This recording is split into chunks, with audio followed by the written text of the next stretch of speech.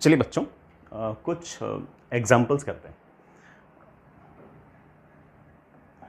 सबसे पहला एग्जाम्पल हमारे पास इस तरह से है कि एक रोप है जिसकी ब्रेकिंग स्ट्रेंथ जो है वो 5 mg/4 है।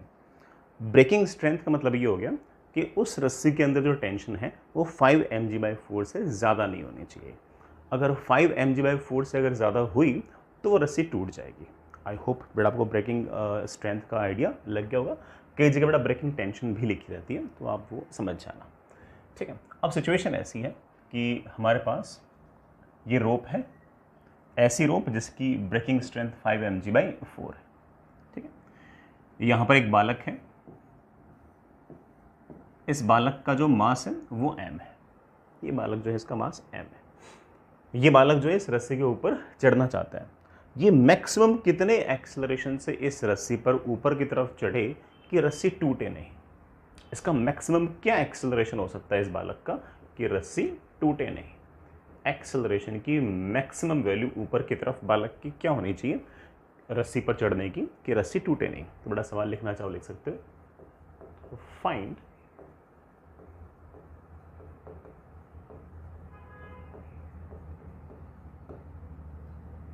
maximum acceleration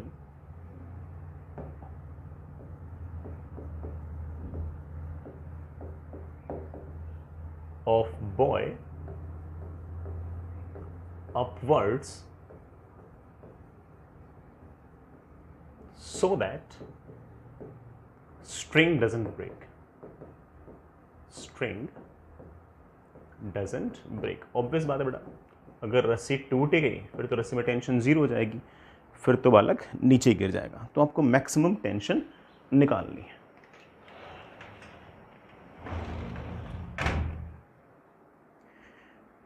हो जाइए बेटा शुरू। हाँ चलिए मैं करता हूँ। अगर हम इस बालक की बात करें तो ये बालक जो है ये किसी न किसी फोर्स से रस्सी को खींच रहा होगा नीचे की तरफ। ऑफ कोर्स बेटा अगर मैं रस्सी ऐसे पकड़ रखी है तो मैं रस्सी को खींचूंगा नीचे की तरफ।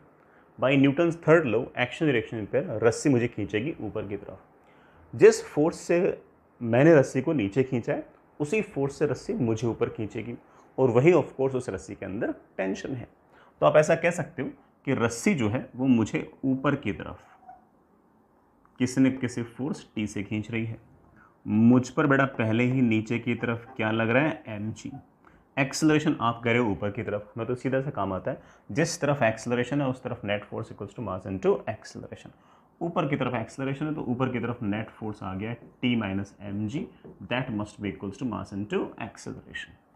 सर मुझे एक्सेलरेशन मैक्सिमम चाहिए, एक्सेलरेशन मैक्सिमम चाहिए तो टेंशन भी मैक्सिमम रखो। टेंशन मैक्सिमम रस्सी में कितना हो सकता है? आप कहोगे सर सवाल में लिखा था कि रस्सी में मैक्सिमम टेंशन 5 mg/4 हो सकता है। 5 mg/4 से अगर हम ज़्यादा टेंशन रखने की कोशिश करेंगे तो रस्सी टूट जाएगी। तो हमारे पास आ गया that is 5 mg/4 minus mg, that is equals to mass into acceleration. मैं इस एक्सेलरेशन को a मैक्स लिख देता हूँ। हमारे इस मैक्सिमम एक्सेलरेशन की वैल्यू आ गई बेटा, कितनी आ गई, g/4। बालक का एक्सेलरेशन ऊपर की तरफ g/4 से ज़्यादा नहीं होना चाहिए। अगर उसने ज़्यादा करने की कोशिश की तो रस्सी टूट जाएगी। रस्सी टूटते ही ऑफ कोर्स बालक नीचे की तरफ फ्री फॉल करने लग जाएगा। ठीक, समझ गए बच्चों? आगे चलते हैं अगले सवाल पे। नेक्स्ट बढ़िया सवाल है, अच्छा सवाल है बेटा, सुनना। हमारे पास ये एक प्लैंक है, हमारे पास ये बड़ा एक प्लैंक है, बेटा को ऐसे वुडन प्लैंक मान सकते हो। इस वुडन प्लैंक की जो थिकनेस है वो एक तरह से लेट से बेटा h है। ठीक है, इसके अंदर एक बुलेट जो है वो एंटर करती है। इस वुडन प्लैंक के अंदर एक बुलेट एंटर करती है। एंटर करते हुए उसकी वेलोसिटी ज़्यादा है v1, और ऑफ कोर्स बेटा उस वुडन प्लैंक में से अगर बुलेट निकलेगी तो वुडन प्लैंक कोई ना कोई पीछे की तरफ फोर्स लगाएगा। उसके कारण इस बुलेट की वेलोसिटी घटकर v2 हो गई। पहले v1 थी, बाद में v2 हो गई। भाई वुडन प्लैंक में से अगर बुलेट जाएगी तो वुडन प्लैंक तो उसके मोशन को रेजिस्ट करेगा, तो ऑफ कोर्स उसकी वेलोसिटी के अपोजिट डायरेक्शन में कोई ना कोई फोर्स लगाएगा। उसके अपोजिट डायरेक्शन में कोई ना कोई फोर्स अगर लगेगा तो ऑब्वियस बात है कि उसकी वेलोसिटी तो कम होगी। तो v2 की जो वैल्यू है वो ऑब्वियस बात है कि v1 से तो छोटी है। ठीक है, अब सवाल में ये मुझे दे रखा है कि प्लैंक के अंदर से जब ये बुलेट गुजरती है तब प्लैंक एक रेजिस्टिव फोर्स लगाता है और वो रेजिस्टिव फोर्स जो है वो उस बुलेट की जो भी इंस्टेंटेनियस वेलोसिटी है, उस इंस्टेंट पर जो वेलोसिटी है उसके स्क्वायर के डायरेक्टली प्रोपोर्शनल है। मेरे कहने का मतलब ये है कि मान लो कि ये बुलेट अगर मान लो कि चलते चलते यहाँ आ गई, मान लो बुलेट चलते चलते यहाँ आ गई, तो बुलेट के पास अगर इस इंस्टेंट पर वेलोसिटी सामने की तरफ v है, तो जो भी आपका प्लैंक है वो पीछे की तरफ एक रेजिस्टिव फोर्स लगाएगा और उस रेजिस्टिव फोर्स की वैल्यू होगी k टाइम्स, k बड़ा कोई कांस्टेंट है, k टाइम्स v का स्क्वायर। ऐसा मैं नहीं बोल रहा हूँ, ऐसा सवाल के अंदर लिखा हुआ है, ठीक है, मैं ऐसा नहीं बोल रहा, ऐसा सवाल के अंदर लिखा हुआ है। तो मुझे ये बताना है कि इस पूरे के पूरे प्लैंक को क्रॉस करने में समय कितना लगेगा, कितना टाइम लगेगा इस प्लैंक को क्रॉस करने में। चलो करते हैं, कोशिश करते हैं। सबसे पहली बात, ये जो प्लैंक है इसके अंदर जब बुलेट है तो उस बुलेट पर वेलोसिटी अगर सामने की तरफ है तो सवाल के हिसाब से अगर देखें तो रेजिस्टिव फोर्स पीछे की तरफ है जो वेलोसिटी को घटाएगी। उस रेजिस्टिव फोर्स को हम बड़े आराम से लिख सकते हैं k टाइम्स v स्क्वायर। हालांकि ऐसा मैं नहीं कह रहा था, सवाल में लिखा हुआ था, and it should be equal to of course बड़ा मास इनटू एक्सेलरेशन। तो एक्सेलरेशन की वैल्यू मेरे पास आ गई है k upon m into V square.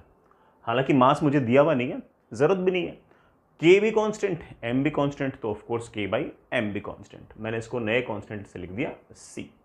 तो एक्सेलरेशन मेरे पास आ गया cv स्क्वायर। ये एक्सेलरेशन कांस्टेंट नहीं है बल्कि समय के साथ लगातार चेंज हो रहा है। समय के साथ वेलोसिटी लगातार घटेगी तो ऑफ कोर्स एक्सेलरेशन भी लगातार घटेगा।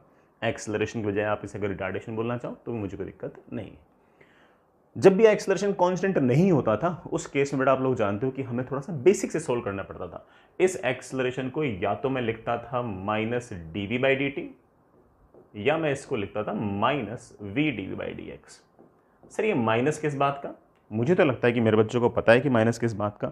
माइनस इस बात का कि ये जो एक्सेलरेशन है ये वेलोसिटी के बढ़ने की रेट नहीं है, ये वेलोसिटी के घटने की रेट है। आई होप आपको याद भी आ गया होगा, हमने आपको चीजें पढ़ा रखी है। चलो, मुझे एक तरह से ना velocity as a function of position दे रखी है।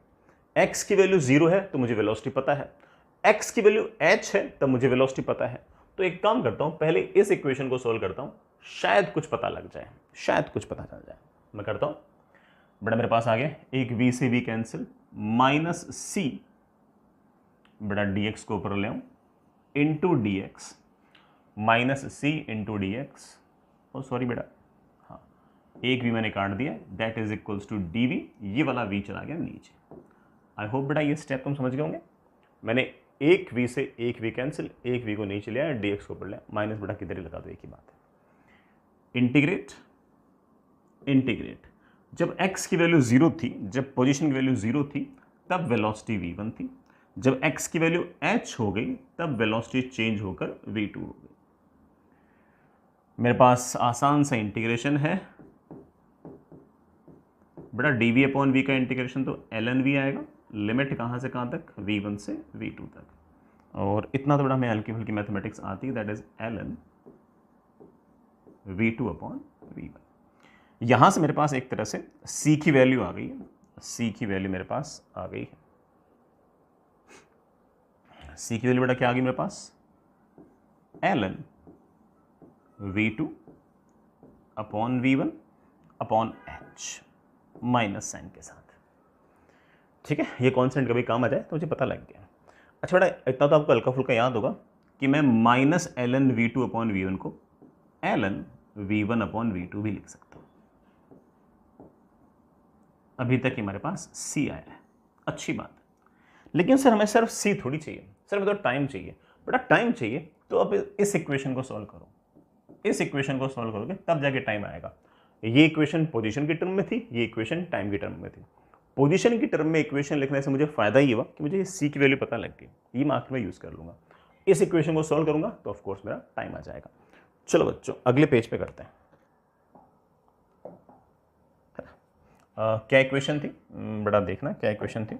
इक्वेशन थी c v square is equals to minus d by d t.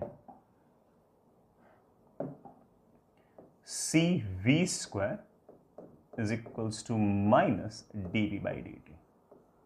D t को बड़ा ऊपर ले लो, मेरे पास आ गया माइनस सी इंटू डी टी, माइनस इधर लगा देते हैं, that is equals to minus v की power minus two into d. Integrate integrate. जब टाइम 0 था तो इस इंस्टेंट पर आपकी वेलोसिटी v1 थी, ठीक है। तो जब टाइम 0 था तो वेलोसिटी v1 थी। दूसरे एंड पर पहुंचने पर जब टाइम t हो गया तो बेटा लेट से वहां पर वेलोसिटी हो गई है v2। लेट से क्या पता ही है कि वेलोसिटी v2 है, ठीक है बेटा। c तो कांस्टेंट है, बाहर निकाल लो। dt का इंटीग्रेशन t आएगा, लिमिट लगाऊंगा 0 से t तक तो t माइनस 0। v की पावर -1 का इंटीग्रेशन क्या आएगा बेटा? v की पावर -1 का इंटीग्रेशन मुझे पता है, v की पावर -1 अपॉन -1, वो माइनस और ये माइनस में कैंसिल कर रहा हूँ, तो इसका इंटीग्रेशन आ जाएगा 1/v। लिमिट कहाँ से कहाँ तक? v1 से v2 तक। मेरे पास आ गया c इंटू टी, बड़ा एक बार v2 रखना, that is 1/v2 minus 1/v1। Time की मेरे पास वैल्यू बड़ा बड़े इत्मीनान से आ गई है, कितनी आ गई है? v1 minus v2 upon v1 into सी। ये हमारा आंसर है, लेकिन आंसर में से छोड़ नहीं सकते, सवाल में मैं कांस्टेंट दिया थोड़ी है, ये कांस्टेंट हम पहले से निकाल चुके हैं। ये बड़ा कांस्टेंट पहले से निकाल चुके थे, कितना था? ln v1 upon v2 upon h, ठीक है।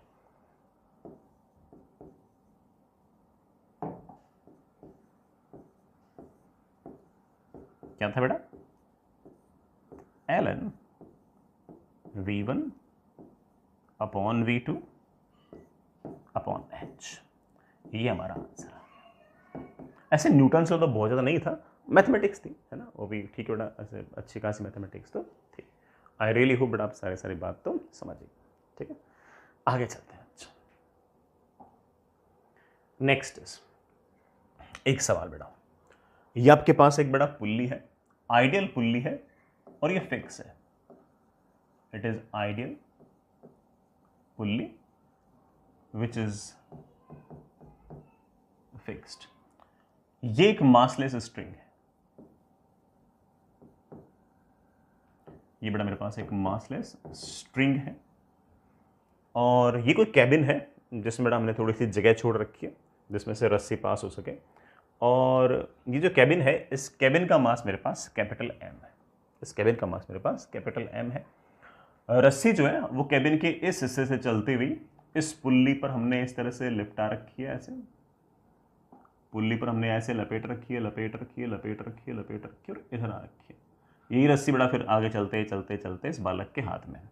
बालक जो है वो M मास का है और वो रस्सी को खींच रहा है, वो रस्सी को पुल कर रहा है। अगर वो रस्सी को F फोर्स से पुल करेगा तो रस्सी भी उसको F फोर्स से पुल करेगी और वही ऑफ कोर्स हमारे इस रस्सी के अंदर टेंशन हो जाएगी। तो रस्सी में हर जगह टेंशन सेम है और वो वही टेंशन है जिस फोर्स से बड़ा उस बालक ने उस रस्सी को पुल किया।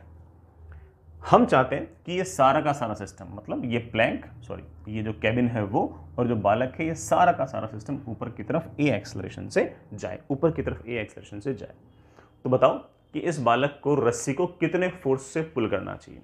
जिस फोर्स से बालक रस्सी को पुल करेगा वही रस्सी की टेंशन है, ठीक है। तो सवाल लिख लें, find the force by which boy should pull the string so that he and cabin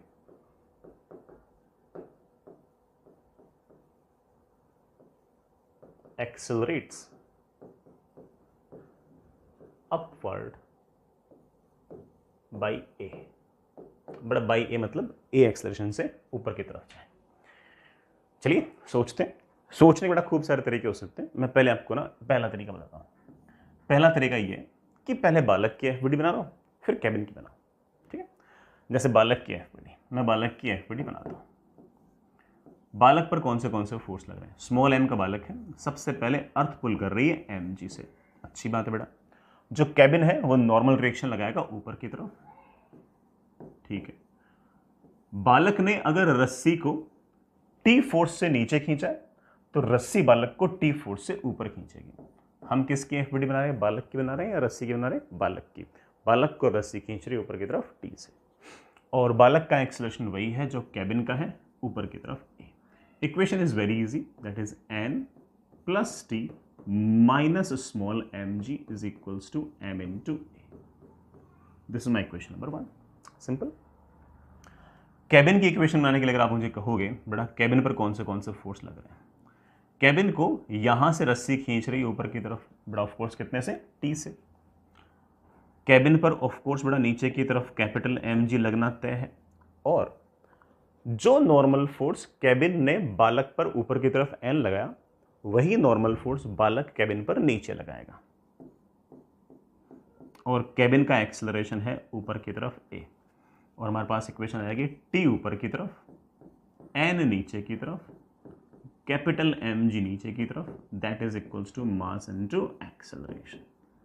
ऊपर की तरफ net force is equals to mass into acceleration. मुझे बेटा ये नॉर्मल फोर्स तो चाहिए नहीं है, तो दोनों इक्वेशंस को जैसे ऐड करूंगा बेटा मेरे ख्याल से मेरे टेंशन की वैल्यू आ जाएगी। दोनों इक्वेशंस को ऐड किया, इक्वेशन 1 को और 2 को मैंने ऐड किया, तो n तो गायब हो गया बेटा, मेरे ख्याल से आ गया 2t is equals to capital M plus small m into g plus a, और यहाँ से टेंशन की वैल्यू आ गई capital M plus small m into g plus a upon. ये मेरा आंसर आ गया, बढ़िया आंसर है। इस टी को अगर मैं यहां पुट कर दूंगा तो नॉर्मल फोर्स पे जाएगा। नॉर्मल फोर्स पर भी सवाल बेटा एचसीवी के अंदर है, जिसमें ये पूछ रखा है कि बालक के नीचे अगर वेइंग मशीन है तो उसकी रीडिंग क्या है, निकाल लो क्या रीडिंग की बेटा, वेइंग मशीन सॉरी जो वेइंग मशीन है उसकी रीडिंग तो ऑफकोर्स नॉर्मल फोर्स होगी, तो नॉर्मल फोर्स भी आप बड़े आराम से इस टी को पटकते ही निकाल सकते हैं। एक दूसरा तरीका ऑफकोर्स बेटा बहुत सारे बच्चों ने सोच भी लिया होगा कि सर जब नॉर्मल फोर्स चाहिए ही नहीं, इस वाले सवाल के हिसाब से अगर नॉर्मल फोर्स चाहिए ही नहीं तो हम बालक की एफबीडी और इस कैबिन की एफबीडी अलग अलग क्यों बना रहे हैं, दोनों की मिलाकर बना लेते हैं, तो पूरे सिस्टम को एक मान लेते हैं। पूरे सिस्टम को अगर मैं एक मानता हूं तो बालक पर नीचे की तरफ लग रहा है स्मॉल एम जी, प्लैंक पर नीचे की सॉरी कैबिन पर नीचे की तरफ लग रहा है एम जी, ये रस्सी बालक को खींच रही है ऊपर की तरफ टी से, और प्लैंक को भी खींच रही है ऊपर की तरफ टी से। वो नॉर्मल फोर्स दिखाने की जरूरत है नहीं, क्योंकि बालक पर ऊपर कैबिन पर नीचे, ऑफ कोर्स दोनों को सिस्टम मानोगे तो एक्शन रिएक्शन पेयर बनाकर कैंसिल हो जाएंगे, और ये आपके सिर्फ और सिर्फ सारे के सारे एक्सटर्नल फोर्सेस में लिख दिए, और सारा सिस्टम ऊपर की तरफ ए एक्सेलरेशन से जा रहा है। तो आप सीधा बोल सकते हो ऊपर की तरफ नेट फोर्स है 2t minus M G minus capital M G should be equal to m1 a1 plus m2 a2, that is capital M into a plus small m into a। एक लाइन में आपका answer वापस से बेटा आ ही जाएगा। तो इस तरह का सवाल हम बड़े आराम से निपटा सकते हैं, कोई इतना भारी काम इसके अंदर नहीं है। आई होप बेटा सारी की सारी बात आप समझ ही गए होंगे। चलिए बच्चों आगे चलते हैं, अगला सवाल करते हैं।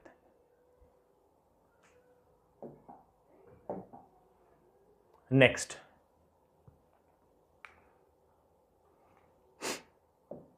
बड़ा बढ़िया सा ही सवाल है ना। ये सारे के सारे जो पुलीज हैं वो आइडियल हैं, स्मूथ है, मासलेस हैं, और सारी सिचुएशन बड़ा आइडियल है, रस्सियां भी आपकी आइडियल हैं, मासलेस हैं, ठीक है।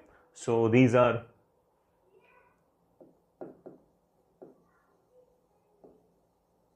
इन ideal conditions.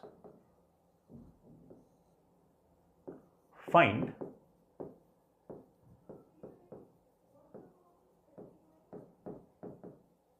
accelerations of blocks।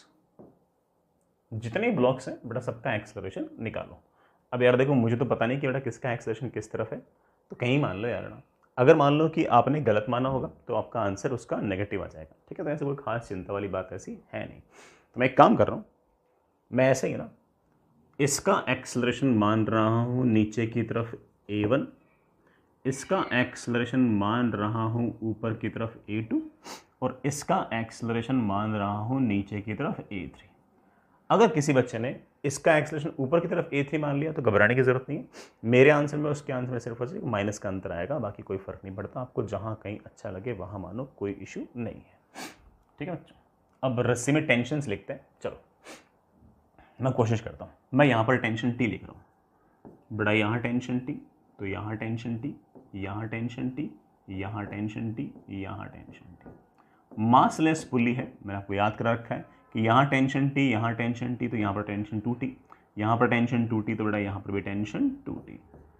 ठीक है, यहाँ टेंशन टी, यहाँ टेंशन टी, यहाँ टेंशन टी, यहाँ टेंशन टी, यहाँ टेंशन टी, फिर वही टेंशन टी बेटा यहाँ पर, यहाँ टेंशन टी, यहाँ टेंशन टी, तो बेटा यहाँ पर of course tension 2T।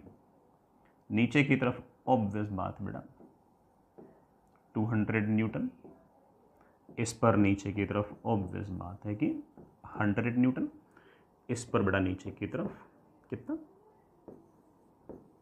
200 Newton. ठीक है बच्चों, इस पुली को अगर देखो तो बेटा इस पुली पर टी नीचे, तो यहाँ पर टेंशन क्या होगी 2T, वही टेंशन 2T बेटा यहाँ पर, वही टेंशन 2T यहाँ पर, वही टेंशन 2T यहाँ पर। अब बेटा फिर से 2T ऊपर की तरफ, 2T नीचे की तरफ होनी भी चाहिए क्योंकि बेटा पुली जो मासलेस है। तो हमने लगभग सारे के सारे सिचुएशन बना लिए। न्यूटन से लगाना तो बहुत आसान है, बहुत ही आसान है। इस 20 kg ब्लॉक को देखो, एक्सेलरेशन मान रखा है नीचे की तरफ, तो नेट फोर्स नीचे की तरफ कितना 200 minus T1, this is the net force, sorry T1 नहीं बेटा, T मान रखा है, 200 minus T should be equal to mass into acceleration, that is equals to 20 into A1। इसको देख लो, इसका एक्सेलरेशन तुमने ऊपर मान रखा है, मान लो बेटा 2T है ऊपर की तरफ, माइनस कितना बेटा 100 newton, minus 100 should be equal to mass into acceleration. ठीक है, तीसरी इक्वेशन बेटा इसकी देखो, 2T ऊपर और 200 नीचे, लेकिन तुमने एक्सेलरेशन मान रखा है नीचे, तो नेट फोर्स नीचे कितना दिस माइनस दिस, मेरे पास आ गया 200 minus 2T is equals to 20 into A3। ये हमारे पास 3 इक्वेशंस आ गई, लेकिन 3 इक्वेशन से बात बनने वाली है नहीं क्योंकि अननोन 4 हैं, A1, A2, A3 और T। कितने अननोन है 4, तो इक्वेशन में कितनी चाहिए 4। चौथी इक्वेशन कौन सी होगी उसका तुम्हें हल्का फुल्का आइडिया है, ऑब्वियस बात है, इनका मोशन आपस में किसी तरह से रिलेटेड है, और बेटा अगर किसी तरह से रिलेटेड है तो स्ट्रिंग कंस्टेंट वगैरह में लगाना आना चाहिए, स्ट्रिंग कंस्टेंट से हमारा आंसर आना चाहिए। स्ट्रिंग कंस्टेंट यहां पर मैं 2 तरीके से लगाना सिखा रहा हूं, आराम से देखना, कोई जल्दबाजी नहीं है। ठीक, मैं यहां पर स्ट्रिंग कंस्टेंट 2 तरीके से लगाना चाह रहा हूं, सुनना बेटा। इस पुल्ली को देखो बेटा, सबसे पहले इस पुल्ली को दिखा, इस पुल्ली का एक हिस्सा तो बड़ा बंधा हुआ है, ये वाला हिस्सा तो बंधा हुआ है, बंधा हुआ तो इसका एक्सेलरेशन तो 0, इसका एक्सेलरेशन तो 0। लेकिन इस 20 kg ब्लॉक का एक्सेलरेशन नीचे की तरफ A3, इस पुल्ली से ये सॉरी बेटा, इस ब्लॉक से ये वाला पुल्ली बंधा हुआ है, तो जो एक्सेलरेशन ब्लॉक का वही एक्सेलरेशन पुल्ली का, तो इसका एक्सेलरेशन आ गया नीचे की तरफ A3। इसके साथ बेटा ये जो रस्सी लपटी हुई है, इसके बारे में आप जानते हो कि इसका और इसका एवरेज A3 होता है, तो सीधे लिख दूं कि इस रस्सी का एक्सेलरेशन होगा नीचे की तरफ 2 टाइम्स A3। बढ़िया बेटा, इस रस्सी का एक्सेलरेशन है नीचे की तरफ 2 टाइम्स A3। बढ़िया बात है, बढ़िया बात। कुछ तो पता लगा, आगे चलो बेटा। इस ब्लॉक का एक्सेलरेशन है A2, तो इस पुल्ली का एक्सेलरेशन A2,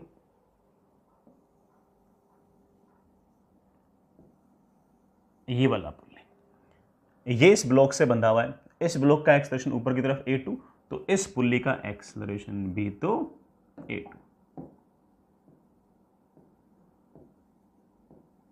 इसका एक्सेलरेशन भी A2। आगे चलते हैं।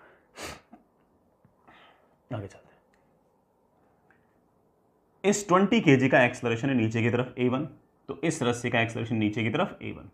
अब ऐसा तो है नहीं कि बेटा ये वाला पुल्ली फिक्स है, ये वाला पुल्ली बेटा खुद मूव कर सकता है। हाँ, ये जरूर है कि ये वाला पुल्ली जितना ऊपर आएगा उतना ये वाला पुल्ली नीचे जाएगा, तो इन दोनों पुल्लीज के एक्सेलरेशन से हम कुछ ना कुछ बातें डिराइव कर सकते हैं, कुछ ना कुछ चीज़ें हम निकाल सकते हैं, कुछ ना कुछ हम रिलेशन बड़े आराम से बना सकते हैं। अब सुनना बेटा, इसका एक्सलरेशन ऊपर की तरफ a2 है, ये जो पुल्ली था इसका एक्सलरेशन बेटा ऊपर की तरफ a2 है। इस रस्सी का एक्सलरेशन बेटा हम पहले से निकाल चुके हैं, कितना आया था, इसका एक्सलरेशन ऊपर की तरफ 2 टाइम्स a3 आया था। अब मैं ऐसा मान लेता हूं कि इस पुल्ली का एक्सलरेशन ऊपर की तरफ b है, इसका एक्सलरेशन ऊपर की तरफ b है, तो ये वाला पुल्ली रेस्ट पे, ये वाला पुल्ली रेस्ट पे, तो इसका एक्सलरेशन नीचे की तरफ b है, नीचे की तरफ b। अब इस पुल्ली को देखना, इस पुल्ली को अगर देखो तो इसका एक्सलरेशन तुमने मान रखा है नीचे की तरफ b, इसके लेफ्ट में जो रस्सी बंधी हुई है उसका एक्सलरेशन वही है जो ब्लॉक का है बेटा, कितना a1। तो जो राइट में जो रस्सी है क्या उसका एक्सलरेशन निकाल सकते हो? आप बोलोगे हाँ सर निकाल सकता हूँ एवरेज वाले फॉर्मूले से। एवरेज वाले फॉर्मूले से मैंने बेटा चलो इसका एक्सलरेशन मान लिया मैंने क्वेश्चन मार्क, इसका और इसका एवरेज ये होना चाहिए, तो मैं लिखूंगा a1 plus unknown upon 2 should be equal to b। मेरे पास आ गया अननोन की value is 2b minus a, तो इस रस्सी का एक्सलरेशन आ गया नीचे की तरफ 2b minus a।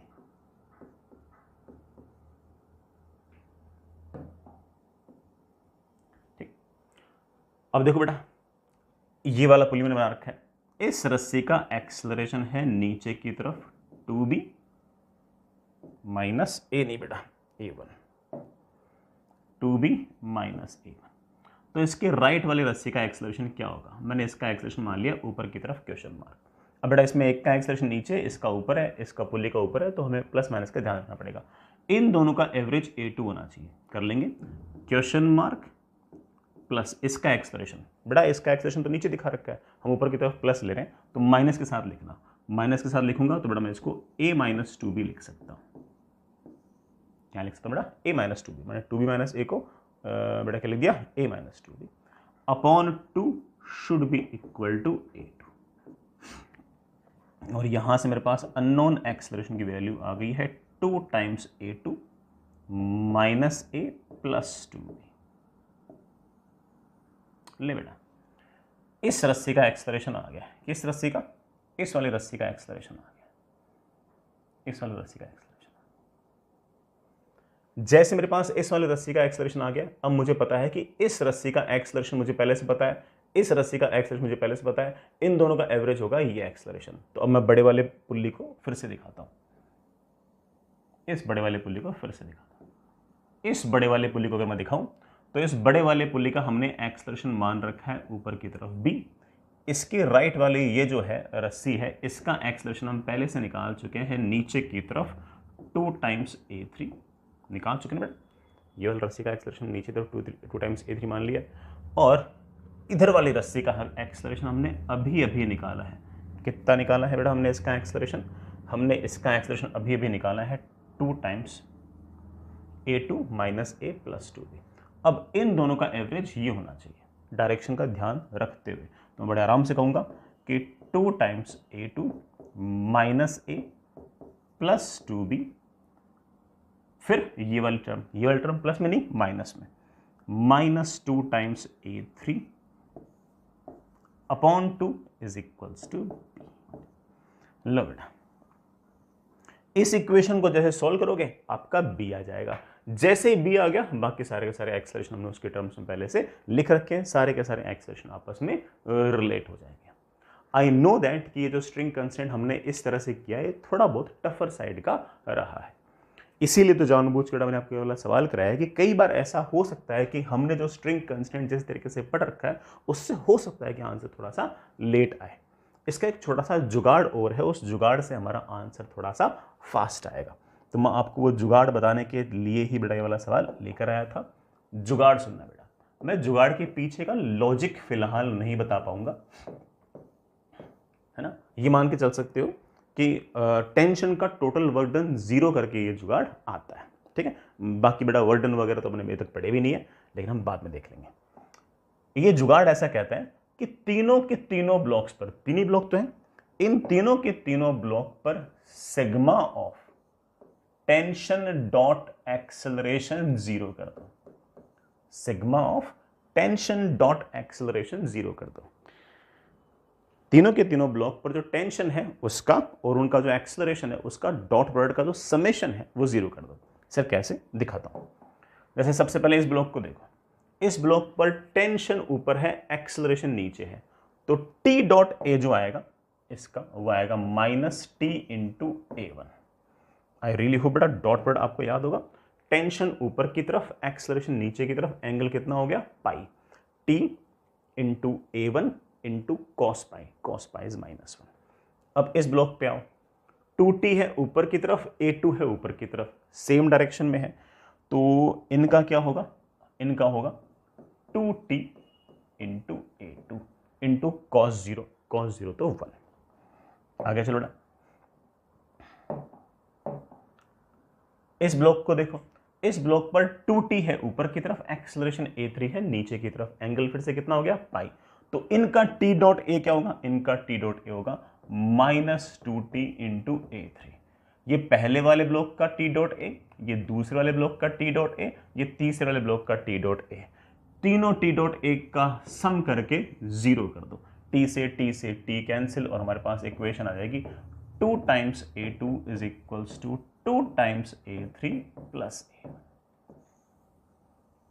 2 times a3 plus a1। ये हमारी इक्वेशन नंबर 4 आ गई। 3 इक्वेशन हम पहले से लिख चुके थे, ये हमारे पास इक्वेशन नंबर 4 आ गई। तो ऐसे में हो सकता है कि बेटा हमने जो स्ट्रिंग कंस्ट्रेंट जिस तरीके से पढ़ रखा है उसमें थोड़ा सा समय ज़्यादा लग जाए, उसमें बहुत सारे लीनियर इक्वेशन सॉल्व करनी पड़े, और इस तरह से टी डॉट ए करके जीरो करूँ तो हमारा आंसर थोड़ा सा फास्ट आए। समझ गए बेटा इस बात को? चलिए बच्चों, इस बात को आप और बेटर तरीके से समझ पाओ इसलिए मैं आपको 2 सवाल और कराता हूँ। मैं आपको बेटा 2 सवाल और कराता हूँ, सिर्फ और सिर्फ आप इस बात को बेटर तरीके से समझ पाओ कि सर ने कैसे डी डॉट ए जीरो कर दिया, मतलब कैसे क्यों कर दिया, तो बेटा ठीक है उसका वर्डन वगैरह जीरो हम बाद में देख लेंगे। मैं तो सिर्फ और सिर्फ कैसे कैसे जीरो करना है मैं उसको आपको वापस से दिखाता हूँ। चलिए सुनिए, आपके पास बेटा ये स्मूथ सरफेस, इस स्मूथ सरफेस पर ये बेटा आपके पास कोई ब्लॉक, ये आपके पास दूसरा ब्लॉक,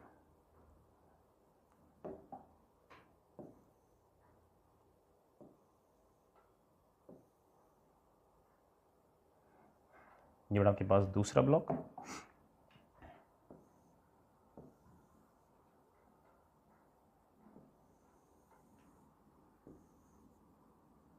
ये बेटा मैंने एक पुल्ली से और बांध रखा है, ये बेटा आपकी रस्सी फिक्स कर दिया, यहीं से ये रस्सी चलते चलते चलते यहाँ आई, यहाँ एक और बड़ा मासलेस पुल्ली, यहाँ से बड़ा चलते चलते रस्सी फिर वापस यहीं। सारी आइडियल कंडीशंस हैं।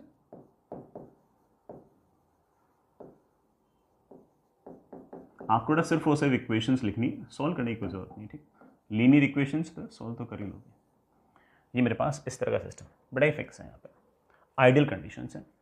इस वाले ब्लॉक का मास मेरे पास कैपिटल एम है, इस वाले ब्लॉक का मास मेरे पास स्मॉल एम है। This is let's say block A, let's say this is block B. मैंने इस ब्लॉक ए को सामने की तरफ किसी न किसी फोर्स से खींचा है एफ से। जैसे मैं इसको एफ फोर्स से खींचूंगा ये वाला ब्लॉक भी आगे आएगा, वो वाला ब्लॉक भी आगे आएगा। दोनों का एक्सेलरेशन बराबर हो ऐसा ज़रूरी बिल्कुल भी नहीं है, दोनों के एक्सेलरेशन ऑफ कोर्स डिफरेंट हो सकते हैं। कितने कितने होंगे वो हम निकालेंगे। चलिए बच्चों, find accelerations of the blocks. Find accelerations of blocks. बिल्कुल, सबसे पहले रस्सी में टेंशन मान लेते हैं टी, यहां टेंशन टी, तो यहां टेंशन टी, यहां टेंशन टी। आइडियल सिचुएशन तो यहां टेंशन 2t, बड़ा यहां पर भी टेंशन 2t, यहां टेंशन टी, यहां टेंशन टी, तो इस रस्सी में टेंशन 2t, ये रस्सी बड़ा ऑफ कोर्स 2t से खींचेगी। यहां टी, यहां टेंशन टी, यहां टेंशन टी, तो इस रस्सी में टेंशन 2t, ये रस्सी खींचेगी 2t से। इस ब्लॉक का मैं एक्सेलरेशन मान लेता हूँ सामने की तरफ a, बेटा पता नहीं इसका कितना होगा, इसका एक्सेलरेशन मान लेता हूँ मैं सामने की तरफ b।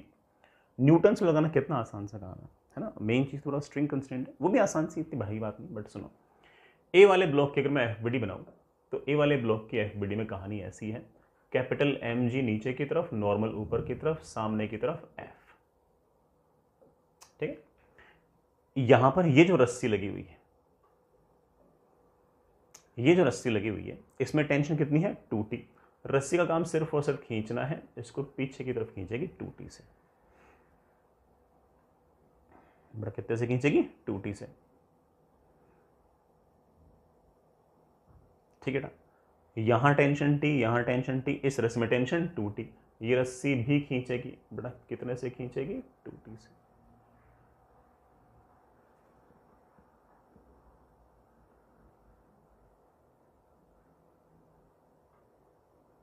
ठीक है ना, इसका एक्सलेरेशन मैंने मान रखा है सामने की तरफ ए। इक्वेशन बहुत आसान है, F -4T is equals to capital M into A. This is my equation number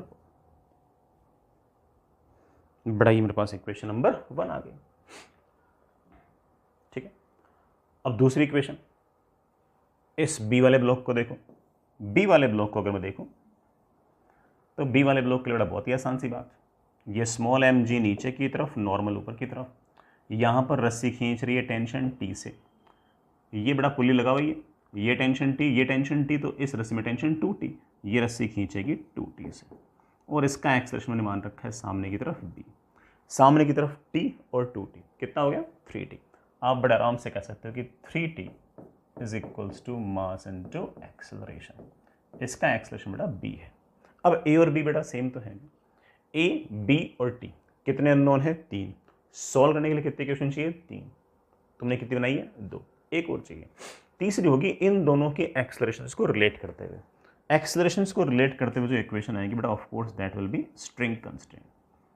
अब स्ट्रिंग कंस्ट्रेंट लगाने में मैं तुम्हें दो तरीके से बताता हूँ, एक बेटा वापस अगेन बेसिक से बताता हूँ, और दूसरा मैं आपको ऐसे वो T.A वाले से बताऊंगा। ठीक है, सुनना, इस पुल्ली को देखो, इस पुल्ली को देखो, ये वाला जो पुल्ली है ये ब्लॉक के साथ बंधा हुआ है, ब्लॉक का एक्सेलरेशन है सामने की तरफ a, तो इसका एक्सेलरेशन भी a। इसका नीचे वाला हिस्सा तुमने बांध रखा है, तो उसका तो एक्सेलरेशन 0। तो ऑब्वियस बात है कि रस्सी के ऊपर वाले हिस्से का एक्सेलरेशन अपने आप बेटा कितना आ गया 2a। भाई इन दोनों का एवरेज a होना चाहिए, तो इस रस्सी का एक्सेलरेशन आ गया 2a। अच्छी बात है बेटा, इस रस्सी का एक्सेलरेशन आ गया 2a, अच्छी बात है। अब देखो, अब इस पुल्ली को देखो, इस पुल्ली को देखो, इस पुल्ली को अगर देखो तो इस वाले पुल्ली को हमने ब्लॉक से बांध रखा है, ब्लॉक से बांध रखा है, तो इसका एक्सेलरेशन वही होगा जो ब्लॉक का है, ब्लॉक का एक्सेलरेशन है b। इसके नीचे वाली रस्सी का एक्सेलरेशन है 2a। काश ऊपर वाली रस्सी का एक्सेलरेशन पता लग जाए, मतलब इसी रस्सी के ऊपर वाले हिस्से का एक्सेलरेशन पता लग जाए, इन दोनों का एवरेज b होना चाहिए, तो सर हो जाएगा, that is 2a plus unknown upon 2 should be equal to b। ठीक है, 2a plus unknown should be equal to b। Unknown की बेटा वैल्यू आ गई, कितनी आ गई यार 2b, सॉरी 2a, सॉरी बेटा 2b माइनस 2a, तो इसका एक्सेलरेशन आ गया सामने की तरफ 2b माइनस 2a। अब देखना, ये जो रस्सी है ये तो सीधे ब्लॉक से बंधी हुई है, इसका एक्सेलरेशन तो वही होगा जो ब्लॉक का है, ब्लॉक का एक्सेलरेशन है सामने की तरफ b, तो इसका भी b। अब मजे की बात यह है कि ये वाला जो पुल्ली है, इस पुल्ली पर ध्यान से देखो, इस पुल्ली के रस्सी का जो ऊपर वाला हिस्सा है उसका एक्सेलरेशन है b, और नीचे वाले हिस्से का एक्सेलरेशन है 2b माइनस 2a, और ये वाला पुल्ली हमने बांध रखा है ब्लॉक a से जिसका एक्सेलरेशन है a। इन दोनों का एवरेज a होना चाहिए। आप बोल के सर कर देंगे, इसके लिए दिस प्लस दिस, बड़ा बोलना b plus 2b minus 2a upon 2 should be equal to a, और यहां से बड़ा मेरे ख्याल से इक्वेशन आ गई है 3b is equals to 4a। ये मेरे पास equation number 3। 3 equation 3 variable, answer आ जाएंगे। समझिए बेटा इस बात को, आंसर्स निकालना बहुत ही आसान सी बात है। इस वाले इक्वेशन को 3 से मल्टीप्लाई कर देना, इस इक्वेशन को 4 से मल्टीप्लाई कर देना, ऐड कर देना, तो टी तो गायब हो गया, ए और बी बेटा ऑफ कोर्स, फिर एक इक्वेशन वो बचेगी, एक इक्वेशन नहीं बचेगी, दो इक्वेशन, दो वेरिएबल, आराम से आपका आंसर आ जाएगा। हमने अच्छे से ये आंसर निकाला है कि 3b is equal to 4a, हमने कोई बेईमानी नहीं की है, लेकिन हम चाहें तो इसको थोड़ा सा और बेटर तरीके से भी कर सकते हैं, टी डॉट ए से भी कर सकते हैं, और टी डॉट ए से भी हमारा आंसर बिल्कुल बढ़िया आएगा, कोई दिक्कत नहीं आएगी। तो कोई बच्चा कहते हैं कि सर इसको भी आप जुगाड़ से करके बताओ, बेटा बिल्कुल बताएंगे। अगर आपको जुगाड़ से आंसर निकालना है तो आप दोनों ब्लॉक पर टी डॉट ए निकाल लो, टेंशन और एक्सेलरेशन का डॉट प्रोडक्ट ले लो और उनको जोड़ दो, और उनका जो जोड़ है वो 0 आना चाहिए।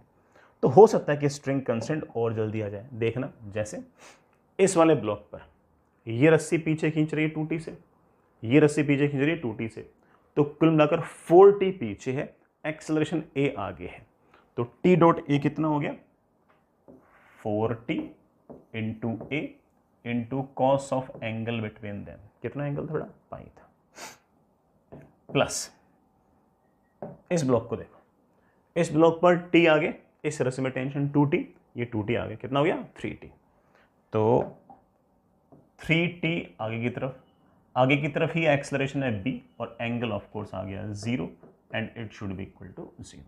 बेटा कोस पाई वाले तो minus 4t into A plus 3t into B should be equal to 0, t से t कैंसिल, और मेरे पास आ गया 4a is equals to 3b।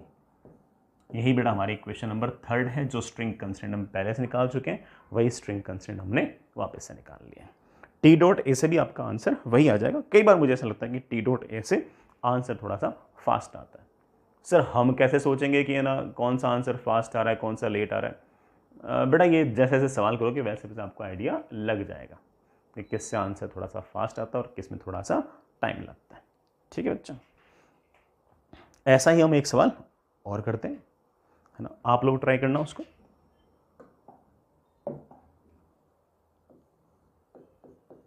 अच्छा सवाल है बेटा, आप लोग ट्राई करना। ये हॉरिजॉन्टल सरफेस, ये ब्लॉक,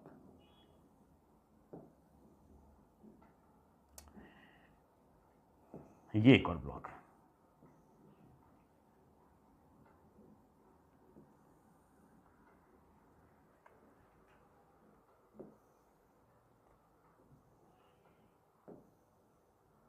एक और ब्लॉक। कहानी बेटा ऐसी है, ये पुल्ली, ये रस्सी बेटा यूं चलते चलते चलते चलते ऐसे आई,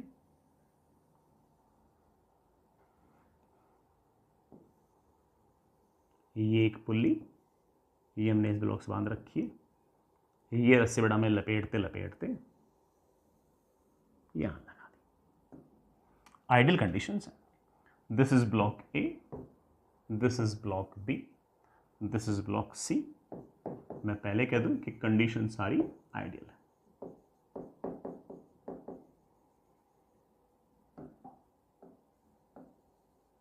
ठीक है, मासेस भी लिख देता हूं, सबके मास बेटा बराबर ले दूं, इसका मास भी m, इसका मास भी m, और इसका मास भी m, और इस ए ब्लॉक को मैं सामने की तरफ किसी न किसी फोर्स F से खींच रहा हूं। इसको आगे की तरफ खींचोगे तो बेटा सारा सिस्टम आगे की तरफ आएगा, सबके एक्सेलरेशन आएंगे, सबके एक्सेलरेशन बराबर आए ऐसा जरूरी नहीं है। ठीक है, तो इसका एक्सेलरेशन a मान लो, निकालना है, इसका एक्सेलरेशन b मान लो, निकालना है, इसका एक्सेलरेशन बेटा मैं सामने की तरफ c मान लेता हूं, निकालना है। ठीक है, find acceleration of each block, इतना सा सवाल है बेटा। फाइंड, इक्वेशंस लिख के छोड़ दोगे तब भी चलेगा बेटा। Find accelerations of each block, हर ब्लॉक का एक्सेलरेशन आराम से इत्मीनान से बताओ।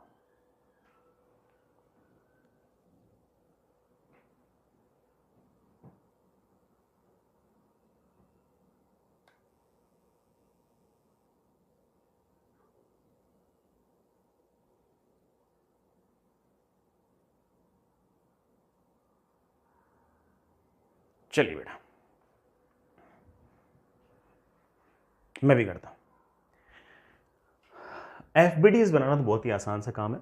जैसे अगर मैं इस रस्सी में टेंशन टी मानूं तो रस्सी खींचेगी टी से, यहां टेंशन टी,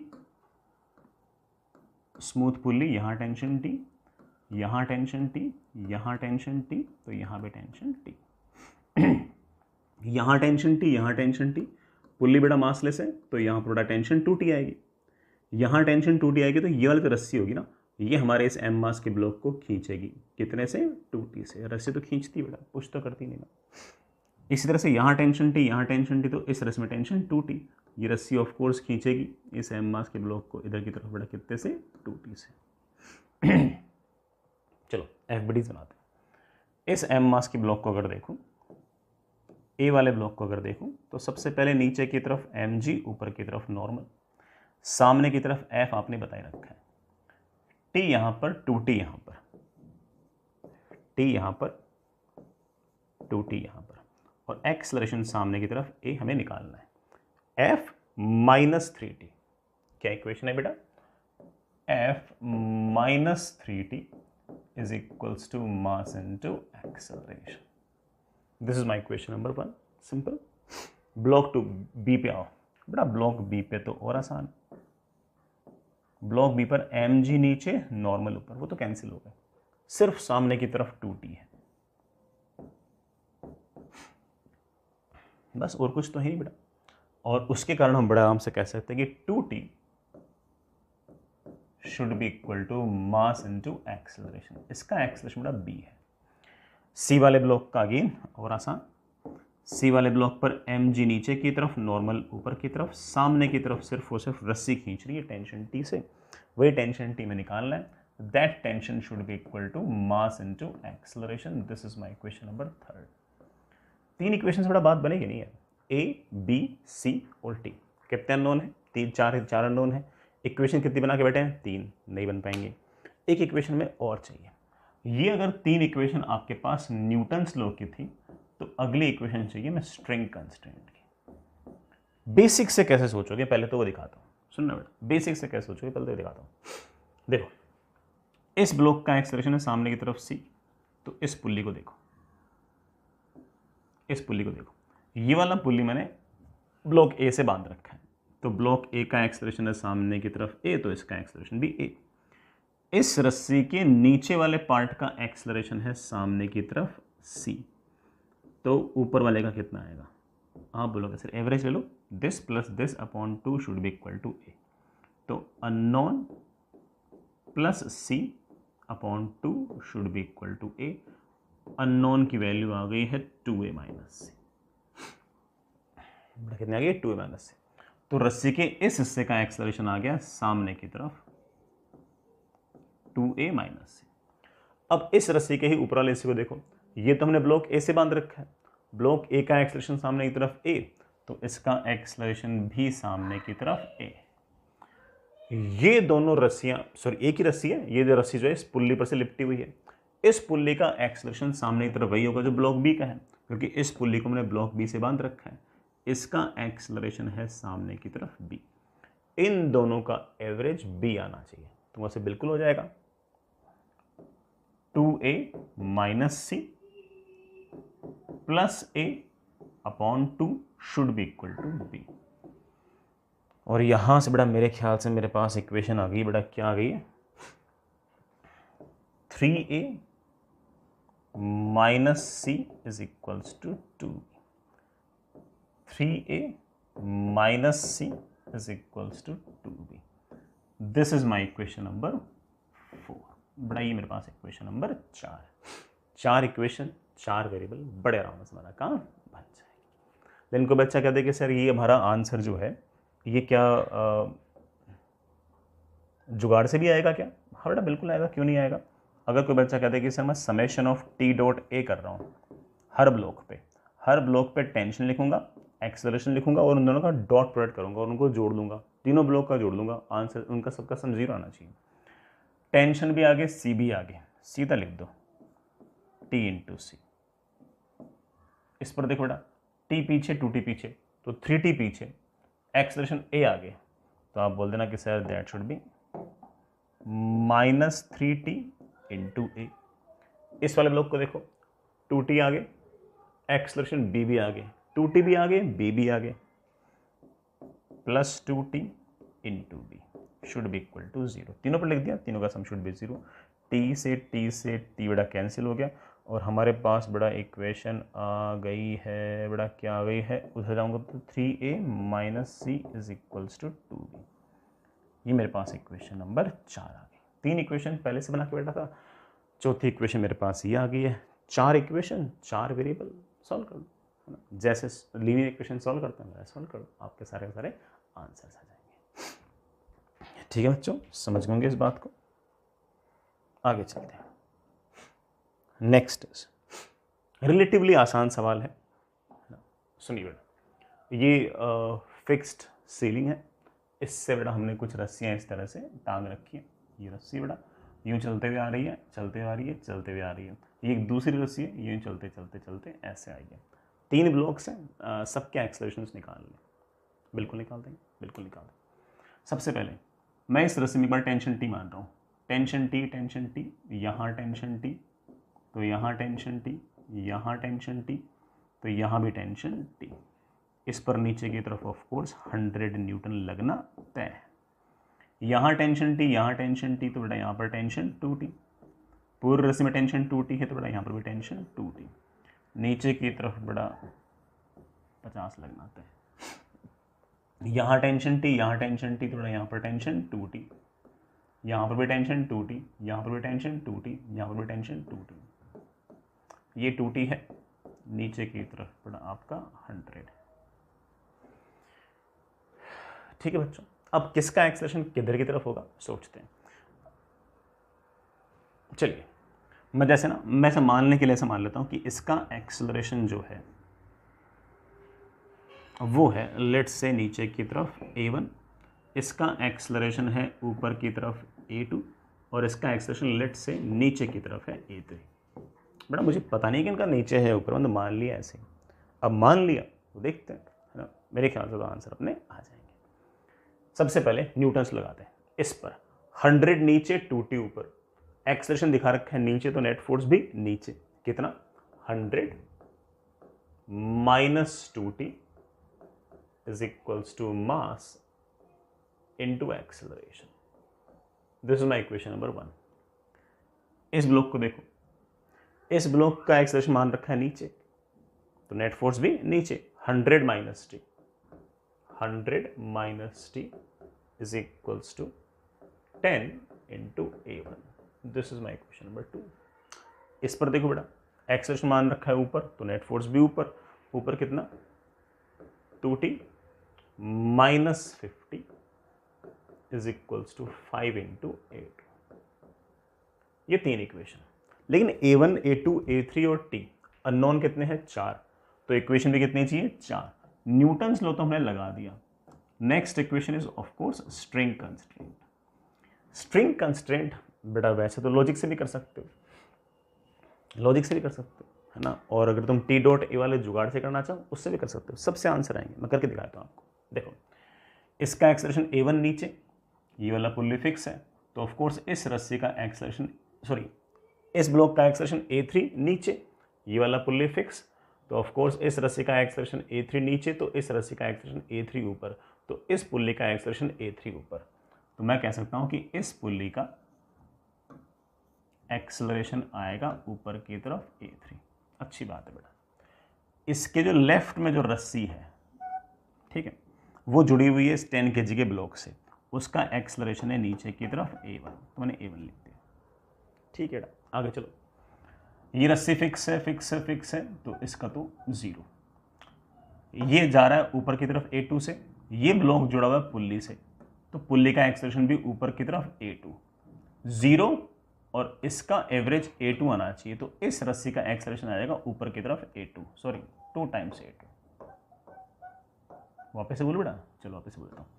इस वाले पुल्ली को देखो, इस वाले पुल्ली को अगर देखो तो इसके राइट साइड में जो एक्सेलरेशन है तो 0 है। इस पुल्ली का एक्सेलरेशन वही जो 5 kg ब्लॉक का है, 5 kg ब्लॉक का एक्सेलरेशन है आपका a2, तो इसका एक्सेलरेशन भी a2, तो राइट साइड वाले का एक्सेलरेशन क्या आना चाहिए? इन दोनों का एवरेज a2 आना चाहिए, तो इसका एक्सेलरेशन आ गया 2 टाइम्स a2। इस रस्सी का एक्सेलरेशन है 2 टाइम्स a2, इसका नीचे की तरफ है a1, और इसका एक्सलेशन मान रखा है ऊपर की तरफ a3, इन दोनों का एवरेज a3 आना चाहिए। तो इक्वेशन क्या जाएगी, ऊपर की तरफ प्लस ले रहा हूँ, 2 टाइम्स a2 माइनस a1, बेटा a1 के लिए माइनस क्यों लिखा, क्योंकि ऊपर प्लस ले रहा हूँ, upon 2 should be equal to a3। तो मेरे पास तीसरी इक्वेशन आएगी 2 times a2 minus a1 is 2 times a3। This is my equation number 4। 4 equation, 4 variable, हम बड़े आराम से सारा काम निपटा सकते हैं। ये चौथी इक्वेशन हम एक तरीके से और भी निकाल सकते थे जुगाड़ से, कि summation of T dot A should be equal to 0। T dot A का समेशन 0 आना चाहिए। देखो कैसे, इस पर टेंशन ऊपर की तरफ, एक्सलरेशन नीचे की तरफ, तो -2t इंटू a3। इस पर t ऊपर, एक्सलरेशन नीचे, तो -t इंटू a1। इस पर 2t ऊपर, a2 ऊपर, तो +2t into a2 should be equal to 0। t से t बड़ा का कैंसिल हो गया और हमारे पास बड़े आराम से आंसर आ गया है 2 times a3 plus a1 is 2 times a2। ये बड़ा इक्वेशंस तो सेम ही है, इक्वेशंस तो आपकी बड़ा सेम है। आई होप बेटा सारी कहानी आप समझ ही गए। 4 इक्वेशन है, 4 वेरिएबल हैं। इक्वेशंस में अगर a1, a2, a3 को एलिमिनेट करते रहोगे तो आपके बड़े आराम से सारे टर्म्स आराम से निकलती जाएंगी। इक्वेशंस तो आई रियली होप आप लोग सॉल्व कर ही सकते हो, 4 इक्वेशंस एंड 4 वेरिएबल्स, ठीक है। बट अगर 4 इक्वेशन 4 वेरिएबल सॉल्व आपसे नहीं हो पाती है तो बेटा उस बात को सीखो। हालांकि आप लोगों ने बेटा मेरे ख्याल से 9th 10th के अंदर सीख रहे होंगे कैसे हम इक्वेशंस को सॉल्व करते हैं, ठीक है। आगे चलते हैं। नेक्स्ट इज, एक सवाल और करते हैं।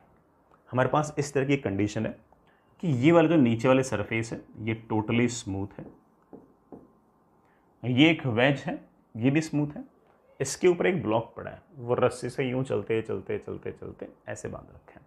नीचे वाला जो आपका वेज है उसका मास 4m है और उसको मैंने a बोल रखा है, और उसके ऊपर जो ब्लॉक, छोटा ब्लॉक पड़ा है, उसका मास स्मॉल m है और उसे मैंने b बोल रखा है।